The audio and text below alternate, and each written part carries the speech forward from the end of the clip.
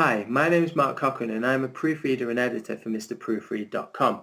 Just to give you a little bit of background information about us, we proofread a whole range of documents, all kinds of stuff for students, writers, bloggers, job seekers, you name it really. There's one thing that I want to share with you with this video, and that's a handy tip on how to proofread your own writing. So you see, for us it's not so bad because often we're proofreading other people's writing. This means that we've not been involved in the creative process of creating that writing. When you've been involved in the creative process of writing something yourself, it means that you tend to recognize what's supposed to be said in every sentence. Now, this means that when you come to proofread your document, if you haven't changed your mode, if you haven't put yourself in the shoes of a reader rather than the shoes of a writer, then when you come to read your document, you tend to miss very obvious mistakes. The reason why you do this is because you know what each sentence is supposed to say already. So when you go to read it, then you skim through it and your brain then adds the words that should be there that actually aren't there. So it's a real skill to change your mode from a writer to a reader. I've got a Word document open for us now. Now this particular document was written by me. So this document, I've gone through it once, I've removed a lot of the mistakes, but there's definitely some more in there and I can actually see one now. So what I'm going to do is I'm going to show you some text-to-speech technology which proofreaders can use to check for errors in their writing.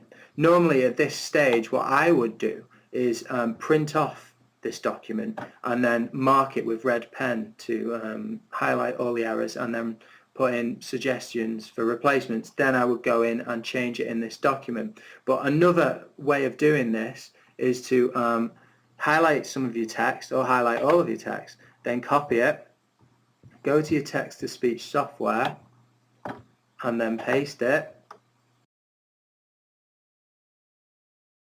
Okay, so we've now cut and pasted our text into the text reader, so we're ready to for it to read. We do that by just clicking this read all button here. Now, just before we begin, I just want to let you know about a couple of features with this particular one. I'm showing you this reader because it's free. It uses Windows voices to actually do the reading, which for some people isn't good because they're not very natural. However, you can add more realistic voices to software or buy other software packages like this. Don't think that it's just this one package. However, I like this one because it's free and because of one particular feature that it comes with. And this feature that I really like with this one is that when you click read all, this button here, it will read the entire text, but as it reads each word down here, it will display that word.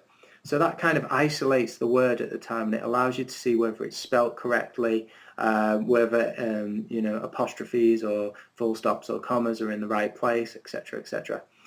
Also with this one, but I think with most other bits of software as well, you can control the voice. So volume and pitch, I mean, that's up to your own preference. Whereas speed, however, I would urge you to slow down the speed within which the software reads your text, because the slower it reads it, the more time that you get to check the actual context of your words to make sure that those words fit correctly within your sentence. There has been a blog explosion on today's internet. Blogging has become the medium for writers to communicate directly with their readership. Blog subjects vary, so do the motivations of the writers. However, one thing does remain the same: everybody is blogging in English. It's a reality today that the English language is the Internet's first language. Gone are the days when bloggers would consider writing a globally successful blog in any other language. So yeah, just listening to that, you can see that the text is quite error-free. However, I'm sure most of you would have spotted the grammar mistake at the end here. I put an in there instead of a. Now, I probably assume that at this time, when I was originally writing the sentence, there was probably a different meaning in there, and while you reshuffle, delete waffle, and improve your writing generally, then your sentences tend to alter, and I think this is just one of those little mistakes that happen in your writing. So now all I need to do is to delete that, or I could just go straight to my Word document itself and delete it there, click save. Now this is a really good tip for the last stages of proofreading. Do your proofreading first, get rid of all the obvious mistakes, then use text-to-speech software. Proofread your entire document in it, and I will guarantee it will find some of the finer mistakes which your spell checker will well and truly miss, and your eye will struggle to find too. So I hope that you enjoyed this video, and I hope that you find it useful. If you need any more information, then please visit us at mrproofread.com.